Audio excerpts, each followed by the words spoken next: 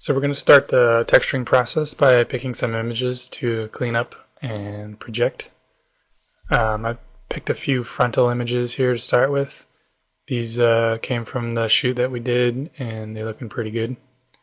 I'm just going to do some color corrections in the raw editor so that anything I do isn't baked in. It'll just create a settings file that will be able to transfer to multiple different images. All I'm really worried about here is getting some of the base ranges into place before I go and actually do my color correction and a cleanup of the images for the projection.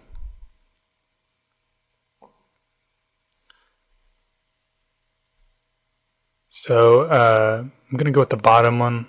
The top one was a little blurry from what I remember.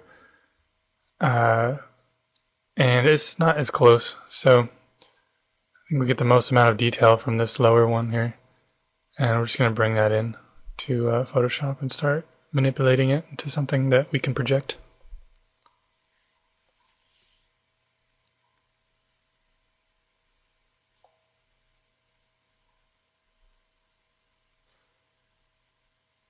Okay, so first thing we want to do on this guy is to remove some of the shading. So one of the tricks I use for this is to use the shadow highlight feature in Photoshop. And what this allows you to do is normalize the values of the image without losing any of the hue variation. And in the overall values are still there. Like the blemishes and the freckles and stuff are still in there.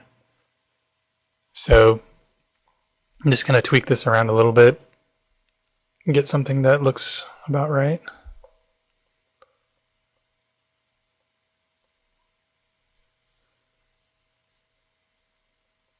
You can see the difference there. Next thing I like to do is bring the oil out. So to bring the oil out, just desaturate it real quick and do a levels so that I can bring out the very highs of the image. Once I do that, I make an alpha of that so that I can reselect whenever I need to easily.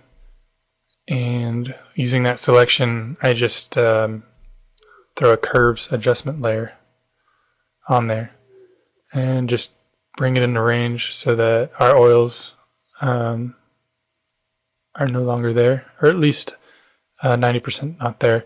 We want to keep some of the lighting information just a little bit to help with the realism of the texture map. If you get it too flat, then it just doesn't look like anything.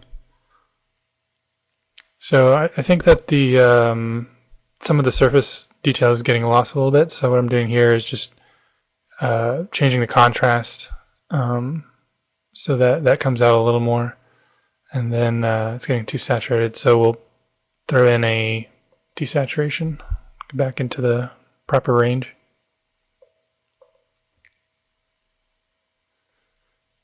So that's about all the color corrections we need to do to this guy.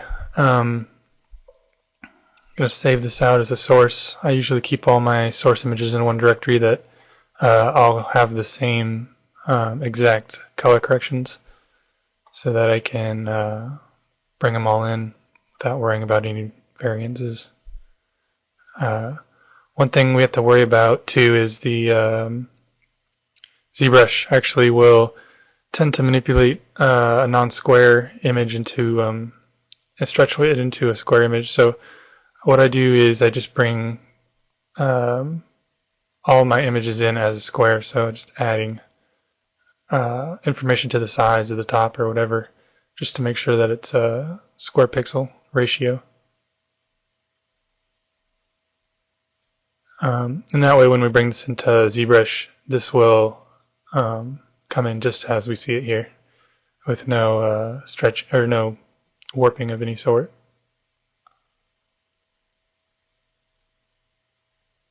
So I'm going to bring the res down on this. It's a little high for what I want. I don't need it this high. Save that out as a projection source and let's load up ZBrush. What I've done here is I've made a rather large canvas because canvases in ZBrush are important when you're doing projections. The reason is that the projection is a one-to-one with the canvas. So if you decide to project at 512 by 512, you're only going to get that much pixel information on your canvas or on your texture, because even if your texture is very high res, it's still just using whatever's on screen in ZBrush. So we're just gonna make a 8K texture. This is a little trick that I use for ZBrush too.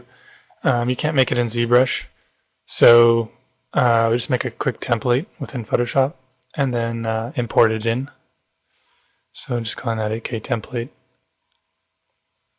and loading that in. And I just load this in anytime I need an 8K texture, or at least to paint one or project one.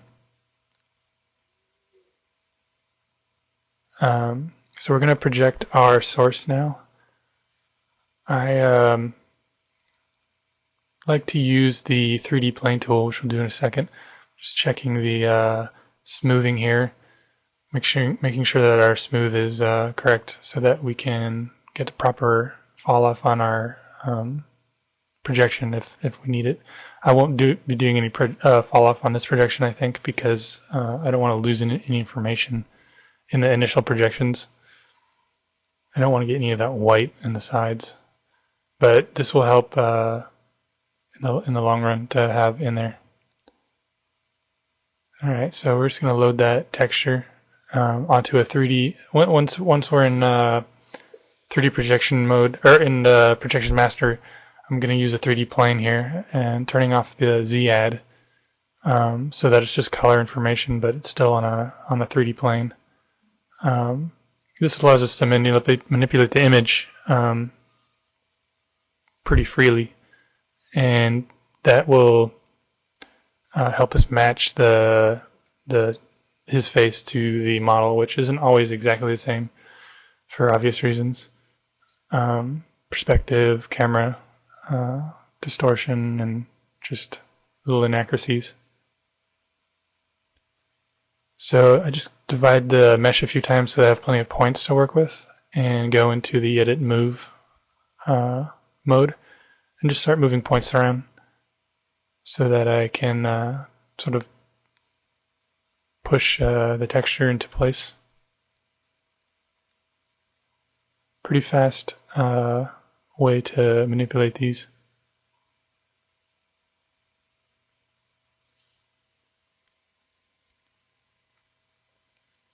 Some of the image, or actually most of the image, is lined up quite well. I usually use the eyes as a starting point as far as scale of the initial plane. Nostrils and corners of the mouth are also my key points to look out for. The nostrils came in pretty good. I just got to move them slightly. And the mouth is quite close too. Just need to move the corners down a little.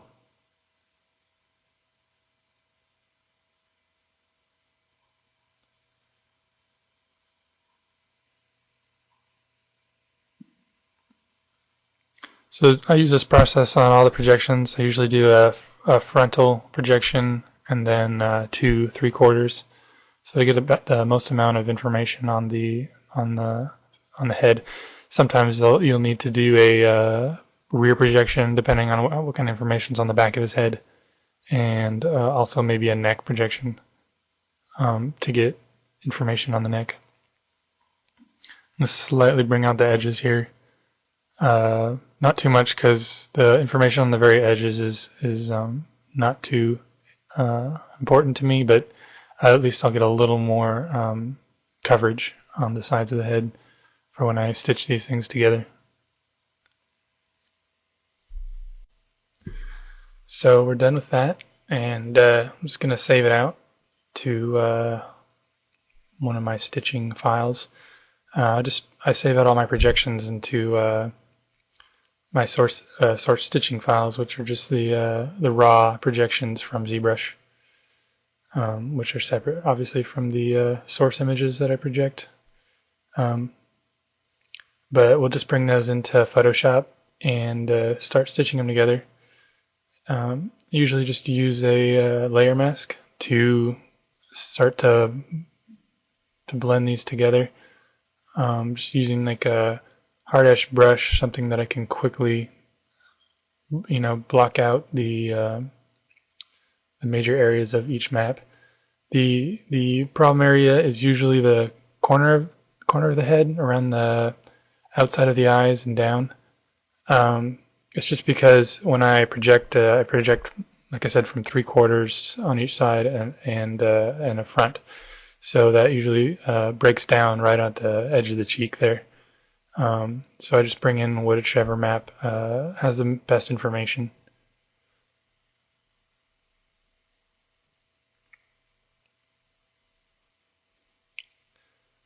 So now I have both sides in there, as well as the front, and I'm just kind of feathering it. It's not quite accurate on the sides, but it doesn't really matter as long as that the tones and everything line up just fine, which they are quite well.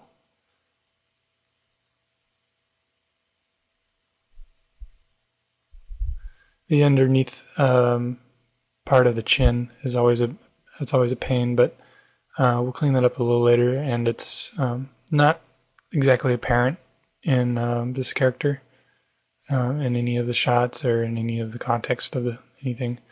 So usually just kind of fudge that area. I'm just filling in some of the edges here that ZBrush missed.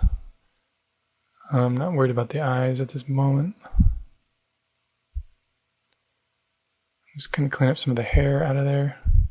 The hair will eventually be completely removed, but for now it's a nice way to see where the maps are coming together and what features are lining up and which ones aren't. Earlier I made a neck projection just to get some information on the neck. So the map for that is what you're seeing here. It's just one side, so I'm just mirroring it, and we'll just do a little clone action to fool the eye as it not being symmetrical. This one I didn't have a chance to color correct into the right space, so you can see that the projection is off. But I'm just going to use Photoshop at this point to manipulate the projection into the same color space. So just cloning out some of the blemishes on one side. I like to keep all the blemishes and hairs and little things that are part of the skin. If you clean them out, then you're going to start getting a really synthetic looking mannequin style texture, which is, we're going for more of a subtle realism in this project. So every little blemish and stuff is really going to help sell it.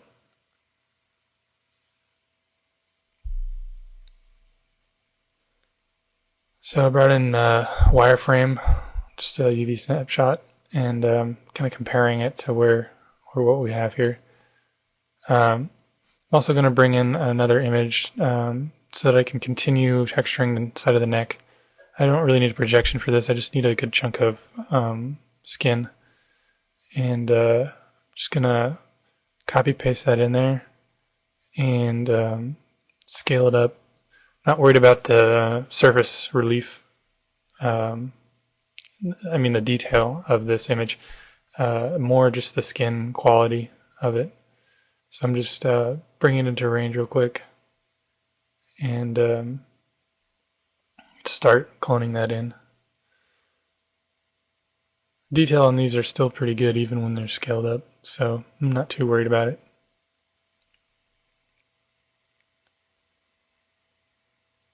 So just add another layer mask of this and start blending it in. This is just for the sides of the neck and kind of the back, just so we have a nice chunk of texture to work with here, and we'll have to color correct it a little more to make this match because it's not quite matching. Bring it into the proper hue range and do a little dodge and burn. Always useful technique. Just got to watch out for your saturation levels when you do that.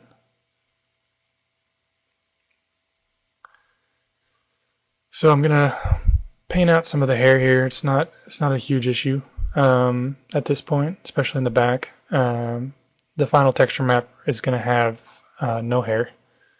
So, like I said, right now it's just a nice way to see where the maps come together and what features are going to be overlapping. But in the long run, I don't really care about it. So just kind of clone some of this stuff. Gonna go ahead and mirror this over. Mirroring is great for anything that's not the face, I would say. And you can add cloning variations. You can just kind of hand clone it. I kind of use a technique where I clone from lots of different sources as I paint, so every brush stroke is kind of cloned from a slightly different area. So you get a little more natural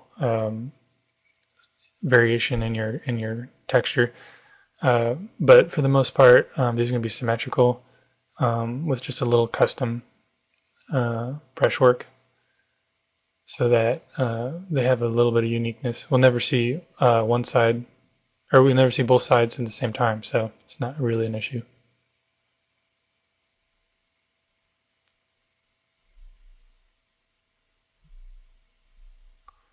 So I'm just taking a big chunk of skin that I cloned, and I'm gonna go ahead and patch it in to the ear because it's all the same hue range. I like to keep a little bit of the ear shading, just so that it helps describe the ear a little better, but not a whole lot. Just a little bit of shading and some of that red variation that's happening in there. A lot of the red will come back in the shader, but just a little bit in the color map can help.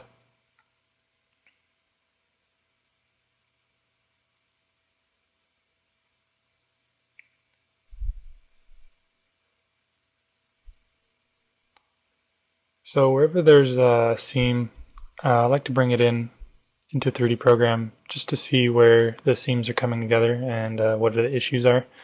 So sometimes you'll want to bring it in a ZBrush or Maya, even whichever you prefer, and see where the seams are interacting and what issues need to be resolved with this. And we'll hit this up later in body paint and paint out seams and whatnot. But for now, I just kind of want to see where my large areas are that aren't lining up.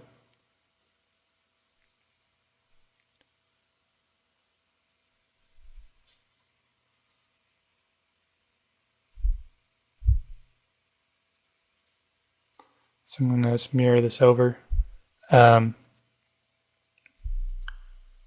The edges won't line up on the other side since they sort of cloned differently around the border of the ear where the neck is, which is fine. We'll clean that up really quick, just using some cloning.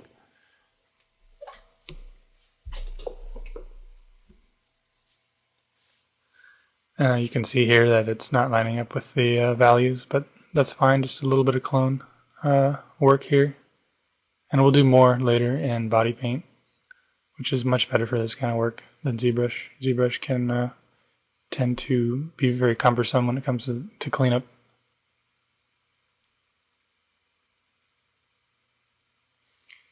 So that's looking pretty good. Just going to go back into Photoshop and make some additional changes. Gonna start blocking in the skin here for the head and removing the hair just by taking big chunks of cloned skin.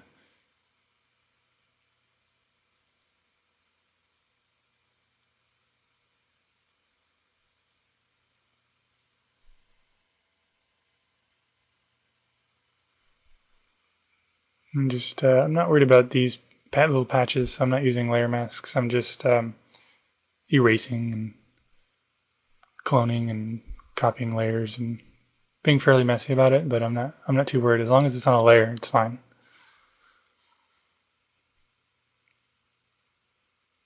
And I brought a little bit of the chin texture up there, just because it has a little bit of the hair pore, visible hair pores, which happen up top if he's shaved his head or whatever.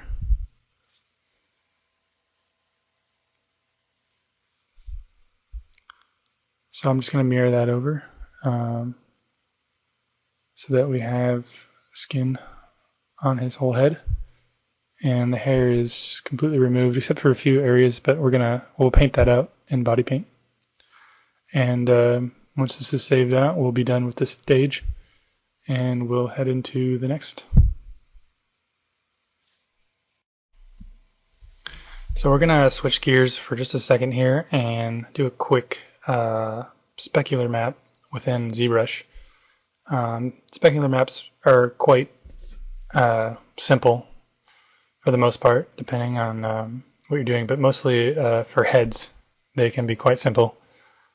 I'm just using the stroke brush to quickly lay down some broad breakup in the main oil areas.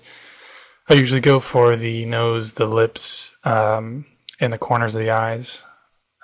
Inside corners of the eyes and below them are usually the oiliest areas. And areas that contours that pick up on the specular light.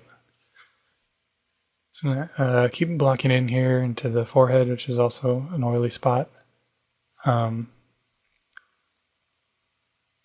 Just using the same brush, just stroking it, and that allows me to not be worried about brush strokes, but just broad forms. And I can do the brush stroke stuff later in Photoshop if I want to be meticulous about it, and Photoshop's obviously much better for any kind of painting control. So I'm just blocking it in here in the ear. I'm not too worried about exactly what's happening with the values or with the overall breakup. I'm just more worried about coverage, and being able to see it in 3D really helps. I can add contrast, I can add more noise, I can do all that stuff after the fact. But mostly what I use ZBrush for here is just being able to see what's going on interactively. And you won't be able to see what this map is doing too much until you actually render it, but it's still nice to have in 3D. So I'm bringing it into Photoshop with wireframe so that we can see where the different values are for the different features. It's not as good as 3D, but it's we've already done the 3D portion. So at this point, it's just doing a little bit of cleanup in areas that I might have missed, doing some cleanup on the artifacts that ZBrush always seems to leave around, and adding a little variation.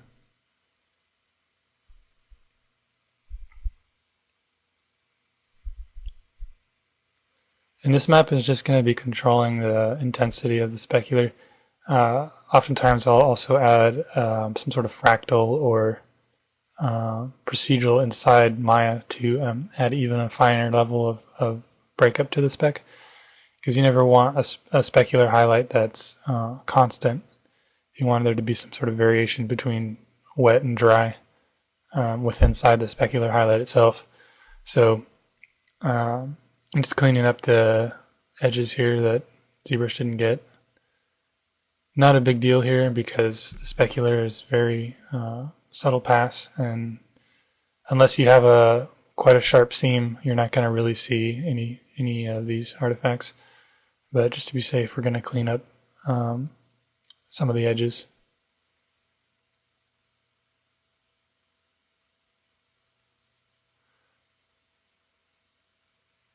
Gonna add the portions that ZBrush didn't see in here.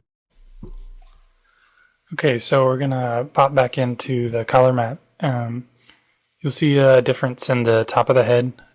There was a slight model change along the way, so I took the opportunity to redo the top of the head. It's basically just a planar patch on the top of the head, so we have kind of a big white block there now. But we'll clone that in a second. Right now, I'm just gonna go ahead and clone those seams I was talking about out of the major areas, which is the ears, and that's about it actually. So body paint is great for this. Very clean interface, and lets you have layers, so you can do all your cloning on a layer in case you don't like it, whatever. And will accommodate layer masks as well if you need those.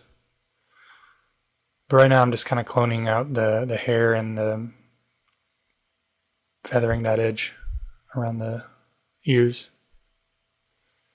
It's a neat little thing I see here.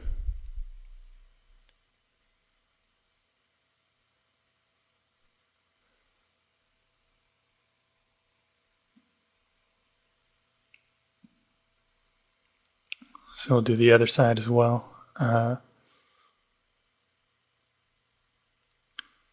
Just paint that out. Just using a fairly hard edge brush. It's not that feathered, but if I use too feathered brush, then you're going to get kind of a blurry ring around all your edges or around your seams. So fairly hard edge is good to have.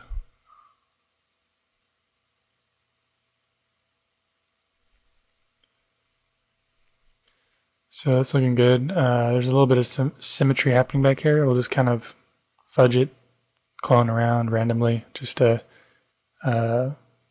get rid of that. Still symmetrical to a certain degree, but it's really hard to pick up on once you just add a little bit of variation.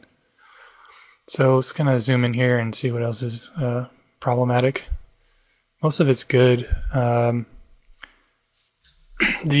specular on the inside of the eye is probably not wanted, so we're just going to paint that out. We don't want that to fight with any of the specular from the shader. It's fairly slight, but it'll help to take that out of there. Other than that, the eyes are looking pretty decent, actually.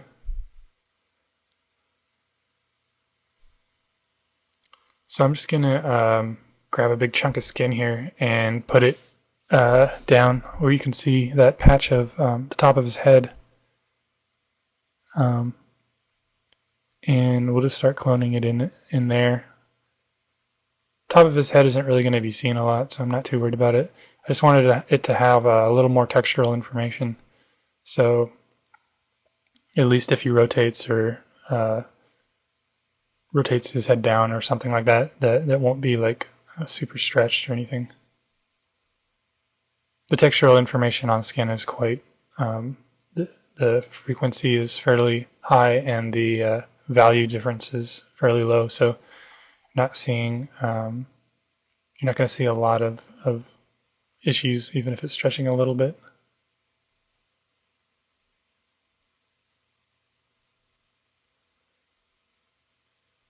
So I'm just cloning by hand here. This helps add a little bit of organicness to it instead of it just being one big repeating patch.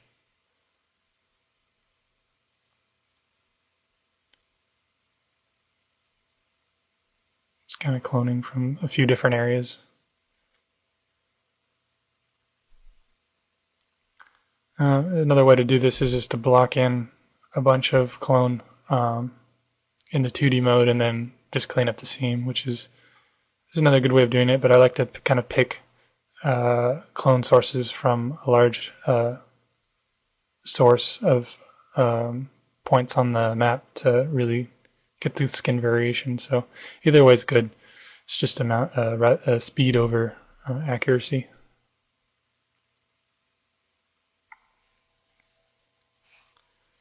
So that's about all the cleanup that this guy needs. Pretty clean map so far, and it's looking about what I want.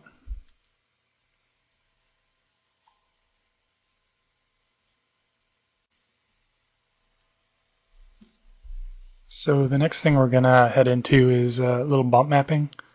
I like to start with a pore map, which is just a basic map that puts pores across the entire surface. I do a lot of layering techniques for my bump maps because I like to keep all the elements separate and not get locked into any one change. So I'm just going to look for a nice pore alpha, something that's fairly generic and that doesn't have a large unique features that will show up as a tile. Something that's fairly equal sized pores across the whole alpha. So I'm just bringing in like 4 or 5. I like to bring in a couple and test them all out because you never can tell until you throw it on the mesh and see how it responds. So I'm leaning toward this one. This one's looking pretty good. Just going to start stamping it across the whole surface. It's the same image, but it's very hard to tell any kind of tiling. If you stamp it in a sort of staggered manner with a little bit of overlay, you're never going to really notice. And you can rotate the alpha once in a while to just add that extra a little bit of variation. So I'm just going to do this across the whole surface. I try to find an angle that has as much of the planes of the face on it or large planes of the face, so that I can stamp a good amount of pores with one projection, and then just move on to the next large or second largest plane of the head.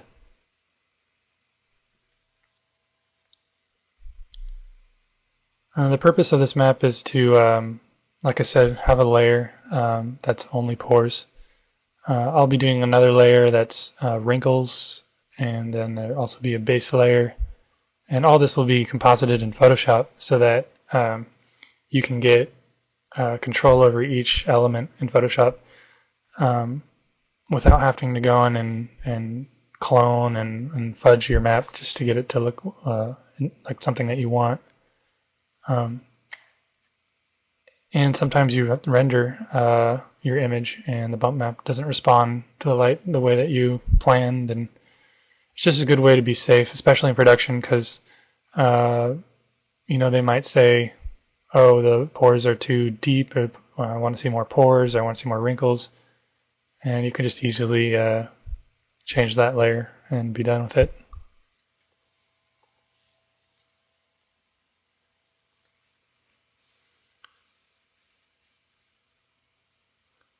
It's a little tedious, but it's good to keep doing it by hand across the whole surface because it'll really help the naturalness of the skin.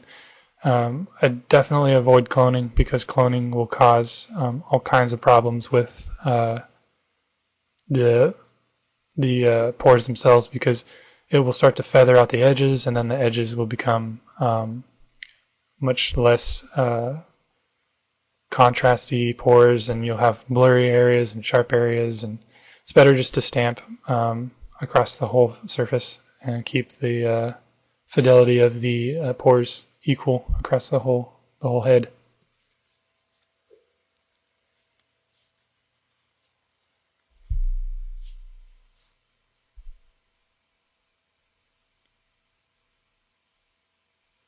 And it's tempting to just make some sort of large scale map and just overlay it in Photoshop as well, but you're not going to get the organic feel of the pores. And you're going to want to kind of customize it too, like maybe a little smaller pores near the eyes, or no pores actually at all. But we can paint them out later. And then you might have bigger pores around the nose, like on the tip of the nose, and then bigger pores on the jaw, just because of the nature of the hair cells, and then none around the lips, just things like that. It's nice to have just complete control over that.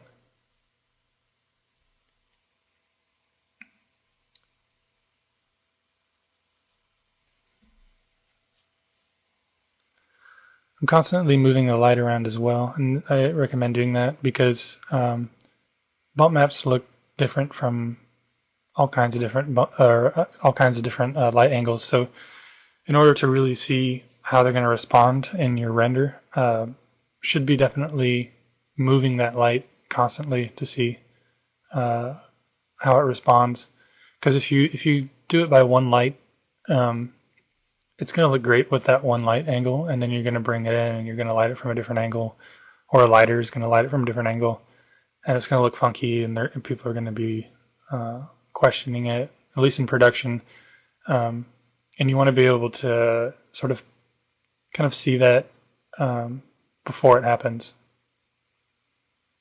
And this just goes for all bump maps that you make.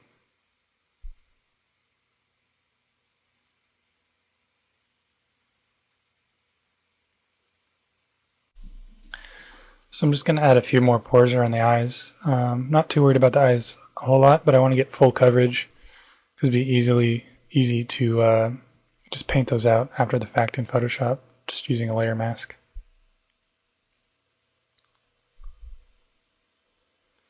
So I'm going to transition from this into setting up some displacement for our head, so we can get a good palette for starting to preview our textures.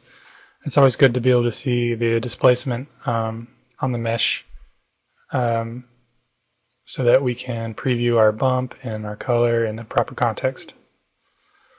So we made a simple Nexus. The Nexus is a shader that we'll be going into the next couple chapters a little more in depth, and we'll be using it on the rest of the project. But for now, we're just going to think of it as a Boolean shader. And I brought in a displacement map that Kaj generated, and we're just going to hook that up and get some basic values in here. Alpha gain. I'm going to start with 0.1 and 0.5. I've just put a simple light in here, very basic, just kind of render it out and see what it looks like. I'm using HD 720. I always use the res of the project for my preview renders and never go higher. There's no point. Unless you want to create extra work for yourself. Never show a supervisor super high res image when it's only going to be lower res in the final output.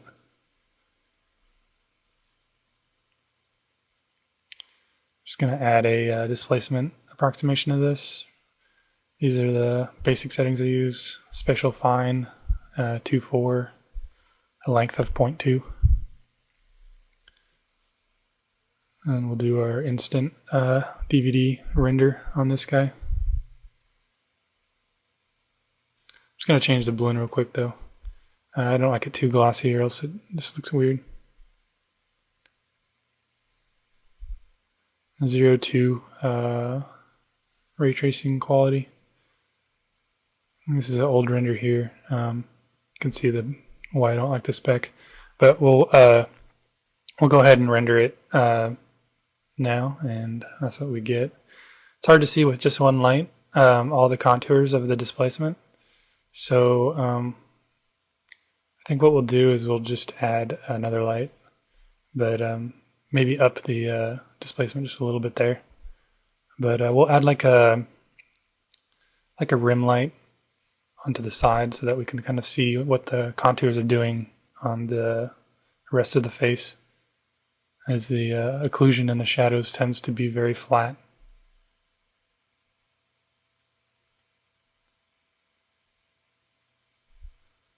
So this is a good way to set up your test rendering scene for the rest of your textures, because once this is set up, you don't have to do it again, and you have a good context for bump mapping and later the rest of the maps. So there's a better way to preview it right there. You can see a lot more happening in the displacement map. Alright, so now that we have a good base to test all our textures with, it's going to transition into making our base bump map. So that just consists of the displacement map, slightly tweaked the levels a little bit so they're not as extreme, and adding a little sharpness to it, making it 8-bit and stuff like that. And then this will be our base for all of our different layers that I was discussing earlier, which are the wrinkles, the pore, any kind of blemishes, anything that I do, I'm going to do in layers, and I'm just going to bring it in on top of this guy.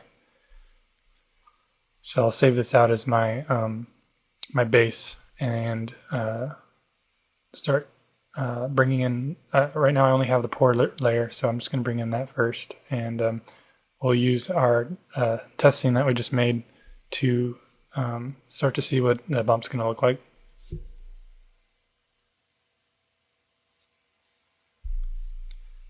Currently the pore map doesn't look like much, as the values that I painted were quite light, but there's stuff in there, as you can see barely on screen, but we're going to just use the levels to enhance that into something a little more extreme, and then we'll use the opacity to bring it down, so we don't have to keep doing color corrections.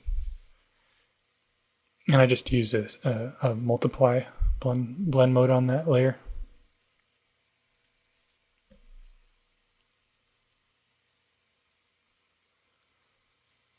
So I just kind of guessed at the pore values. We're going to bring it into the shader and render it and just kind of see what happens. Taking the filtering off the texture. I recommend taking filter off all of your textures if you're doing any sort of detail work, because it's going to blur it. Same with the bump filter. It's going to blur your details, which is good for high frequency stuff, because you don't want, when you do a shot or animation, you don't want it to buzz, but with these kinds of textures, they're not going to buzz, and we want the most amount of detail. So I did a quick render. It's almost impossible to see right now. I mean, there's a little bit there, but we're going to switch this to Mitchell.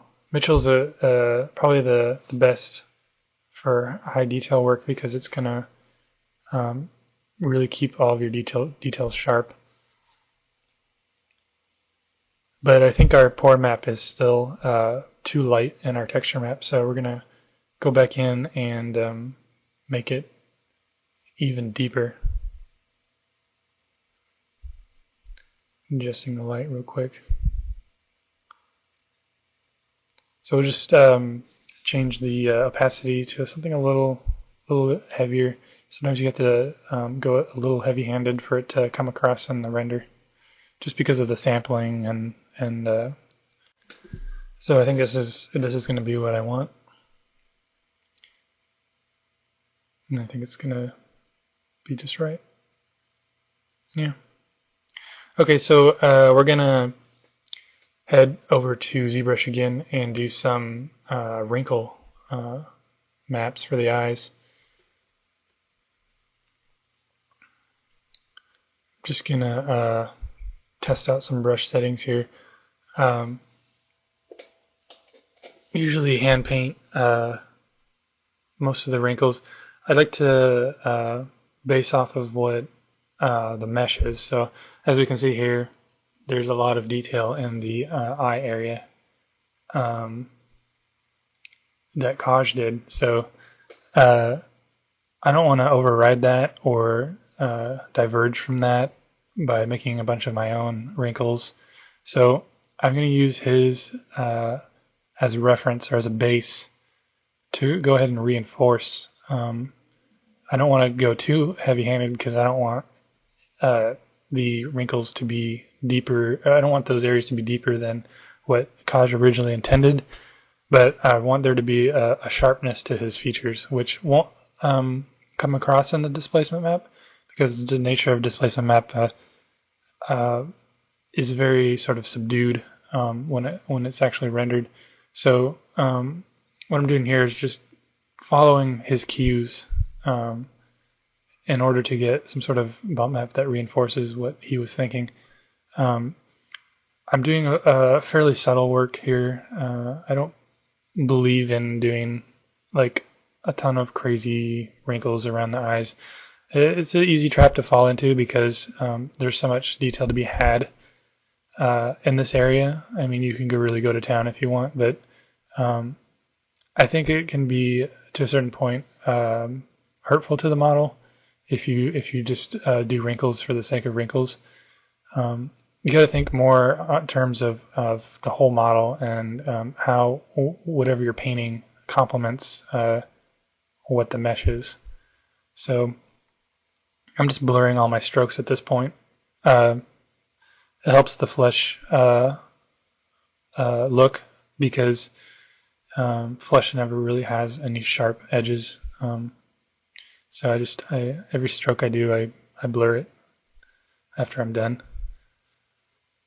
So I'm just using a gray canvas at this point, and I'm doing dark crevices, and on the map they're going to be a dark color, and then the little raised areas are going to be light, and so it's going to be dark and light on a gray background like a normal bump map. So what I can do is I can layer this into the current bump map by using an overlay, so that it pretty much ignores anything in the middle of the valley range, but will basically lift or burn down the highs and lows onto my current bump map.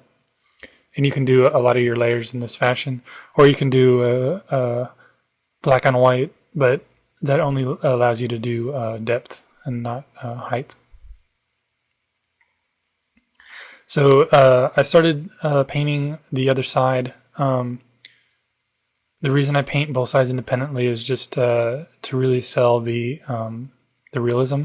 If you mirror one side to the other, it's definitely a quicker way to do it. But if you really want to keep a natural feel to the texture and to have a sense of realism, you can paint the same wrinkles, but just paint them independently of each other on each side, so that each brush stroke is going to be slightly different, and it'll come across. It's very subtle, but eye picks up on these kinds of things, especially symmetry. If you do too much symmetry in your model, the eye is just gonna it's gonna identify that right away.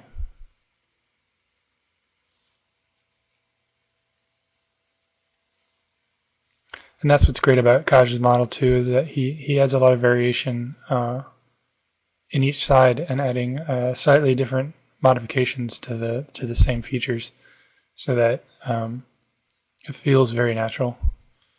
And I'm just going to kind of play off that and use that as a base principle for the rest of the texturing. So I painted some wrinkles, and they're good, but they're very sort of linear and I guess deliberate. So if we can just throw in some sort of breakup, some sort of random texture to add a relief to the surface that's not predictable, that's really going to help. So I'm just testing some different alphas. I like to just grab a bunch of different alphas and just try them all out. You should never like just pick one and then go with it. You should definitely pick like 10 or 20, or try all of them if you have the time, because sometimes it'll look like something, but as soon as you lay it on the canvas, it'll look really bad, or it'll look really good, and you might not have been expecting it. So definitely experiment if you have the time. Production doesn't always give you the time, but if you can, definitely try all the different alphas you might have available to you. And just test them on the bump viewer material, and change the lights if you can, just to kind of see how it reacts to the surface. Definitely change the lights, like I was saying before, all the time.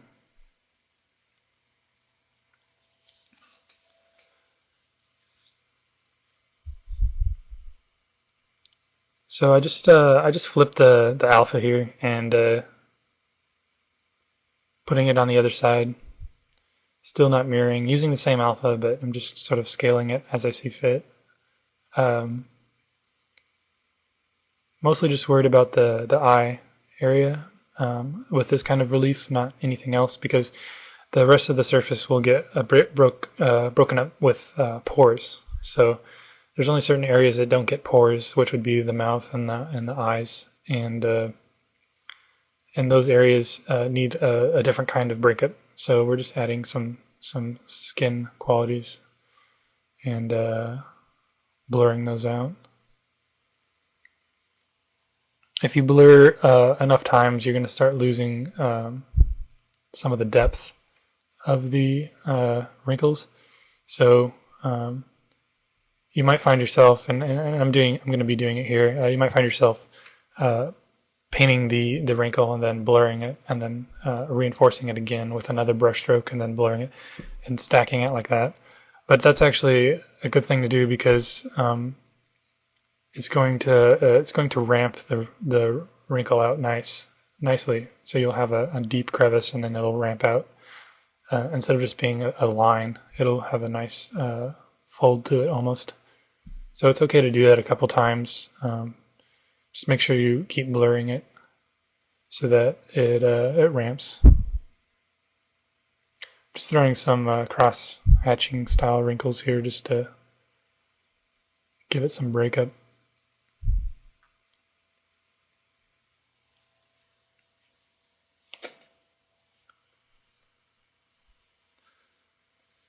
It's still pretty subtle, and you can't really judge a bump map by a 3D program. You really have to judge it by what the render does, what Mental Ray does. So I'm basically laying the groundwork for this, but it's all going to be tweaked in the end. Maybe the crevices aren't deep enough. Maybe none of it's coming across. So I probably have to do levels to it to once I render it and see how it responds. But that's the beauty of the layer system, though, as I can just tweak these wrinkles individually and bring them in or out.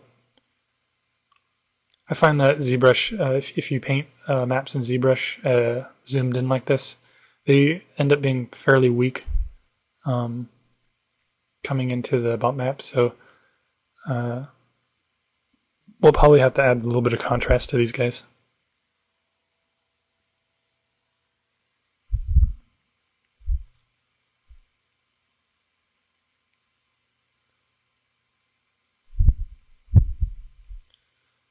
So pretty much done here. I'm just going to save this out as my wrinkle map. And bring that into my composite.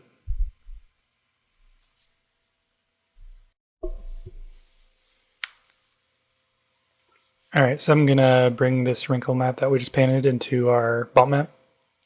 And doing a little bit of cleanup before I bring it in.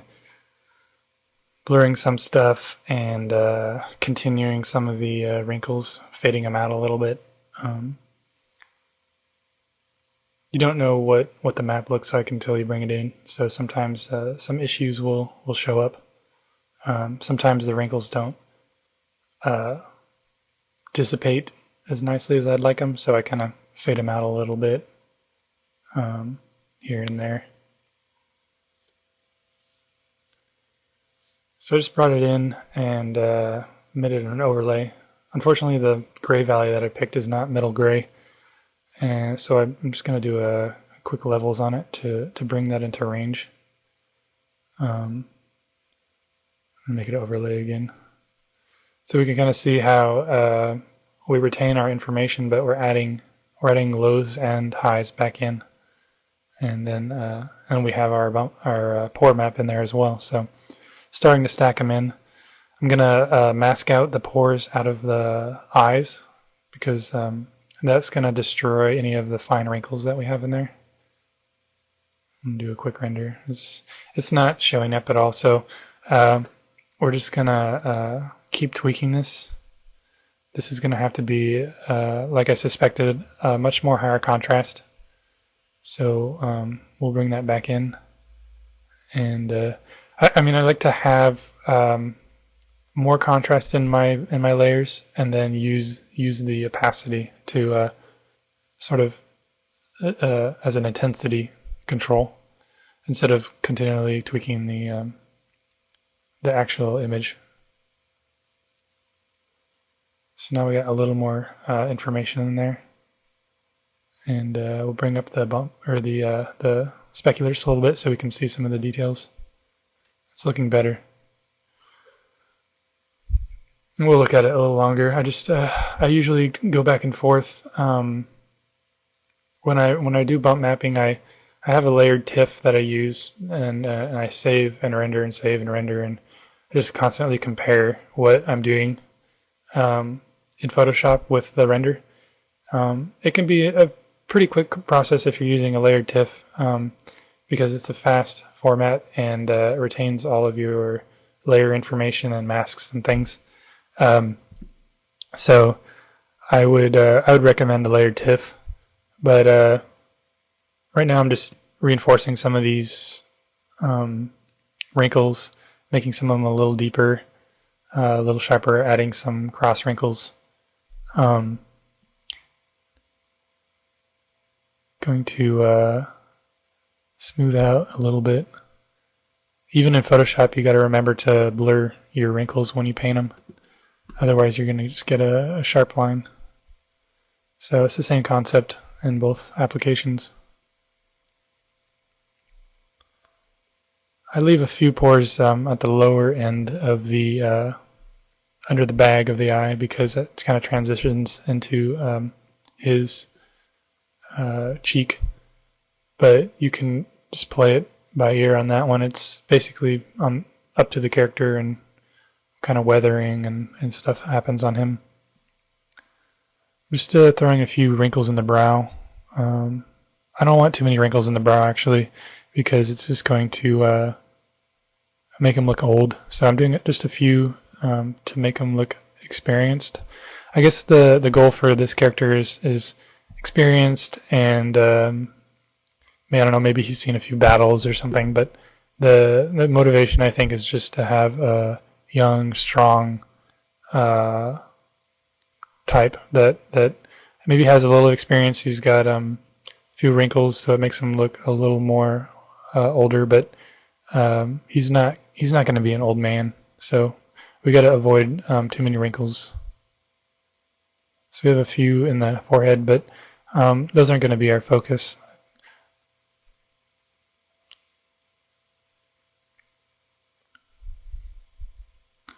So I'm just going to reinforce some of these a little more.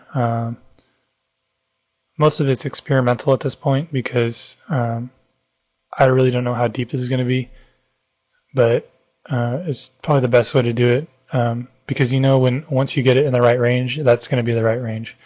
Whereas if you do it in another program, you spend a lot of time opening the program and loading it and painting it, and it's really not going to be accurate to what the render is going to be. So mostly the 3 packages for bump mapping is usually just for placement and style, and you get a rough approximation of what it's going to look like, but it's never accurate.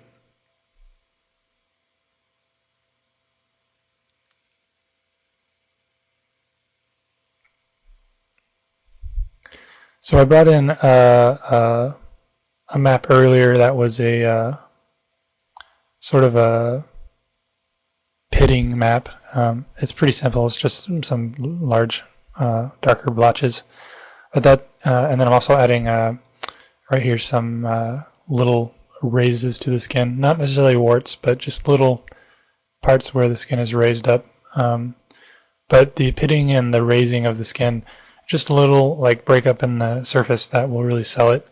The pitting is usually just something that you'll see in skin where there's very slight recesses in the skin, and just to kind of add some of that in will help the surface.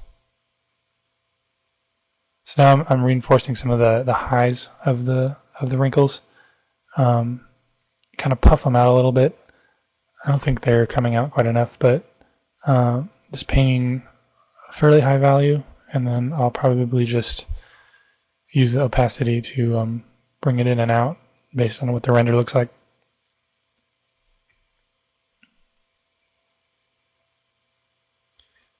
And these elements here are pretty much the only elements that you need for skin texture. You just need some blemishes, some pitting, some sort of random detail, pores, and wrinkles.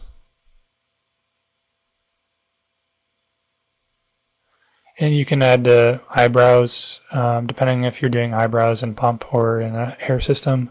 And you can obviously do the lips as well. But those are quite simple. We're just going to cover the eyes for right now.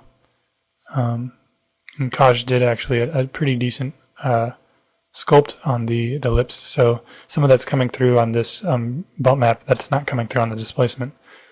So that's a good example of using the displacement as a base.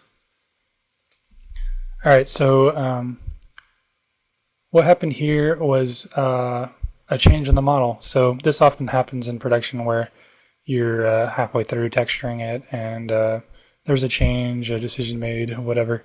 But what's happened here is we added a scar and Kaj did a lot of additional changes to the model. So it doesn't change my my work really much at all. The scar here is I'm just reinforcing with some bump information. My bump map, my color map, all that stuff is gonna be exactly the same as I made it, except for these a few features, which is well, just 2 scars really, and the rest of it is just a different base mesh, well, an updated base mesh, and a new displacement map. So that's all really what we're looking at on a texturing standpoint, which is really not an issue. The scar here is kind of like a healed over scar is what we're going for, and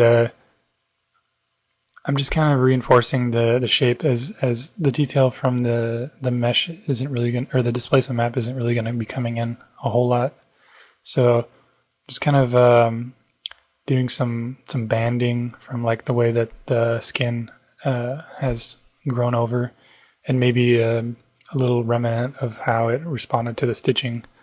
And it's going to be like a smooth scar. You don't see a lot of pores on scars.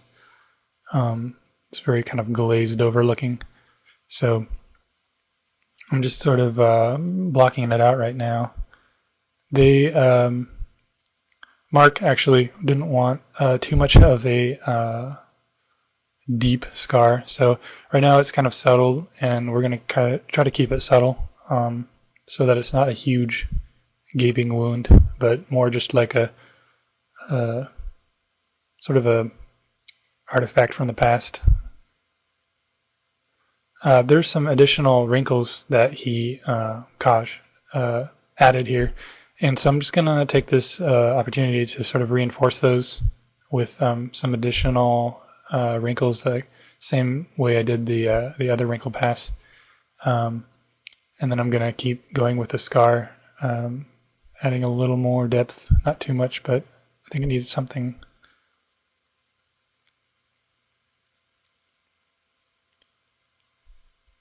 I really like the sort of the stridation that's happening on the scar, so I'm just kind of running with that idea. It kind of feels like the skin is stretched and sort of healed over, sort of inconsistently.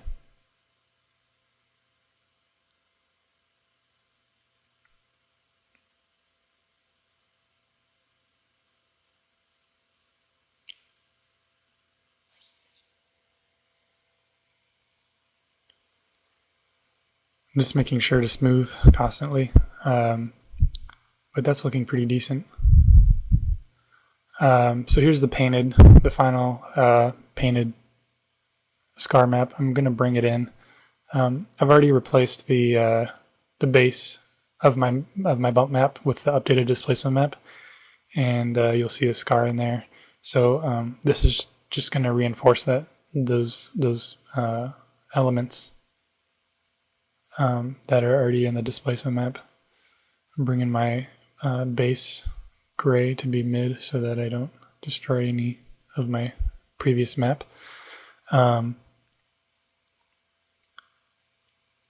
This is really the last element of the bump map, and nothing more really needs to be done on the bump map aside from clean up and paint out these pores from the scar so that the scar is shiny and not broken up. This is a scar on his head. It's much smaller than the scar on his cheek, so it's very subtle.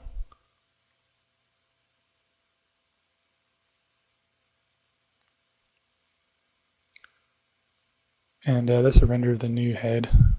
But I'm going to skip forward a little bit, and I'm just doing some slight variation on the eyelid. This is the exact same bump map. It's just I've added a little bit of value into the eyelid so that there's a little bit of a raise on the lip of the eyelid. We'll have some renders soon. I feel that some of these values just aren't coming through, so I'm adding a little bit of contrast to some of them. I'm constantly checking the render when I'm painting because I need to see what's happening and keep the issues that it has fresh in my mind. You could save it out and bring it into Photoshop as well, but I just toggle back and forth. Just taking a look at what it's doing. I'm going to mirror this changeover so that we have a little more information on that side as well.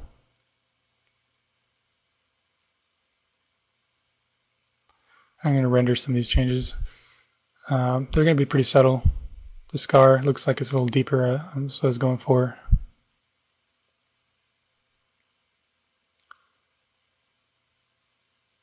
And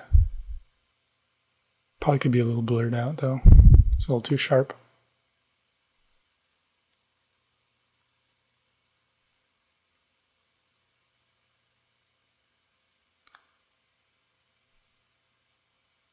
I'm just gonna kind of continue the deepness a little farther in, just adding a little bit of value.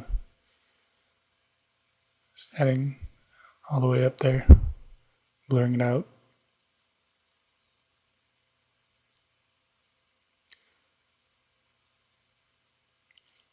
So this is the last stage of the texturing.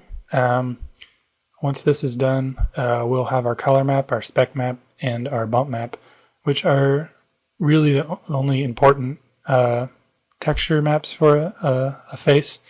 And we can have other ones like reflection maps and subsurface maps and whatnot, but for this sort of thing, they're not that important, and we can get away with a lot in comp. So let's just see what we have here with our color map. We'll take a color map and a bump map, and we'll throw it all together just to kind of see where we are currently with our textures. And I'm going to have our instant render again, and yeah, there it is. So the next step is to set up the shaders and the lighting.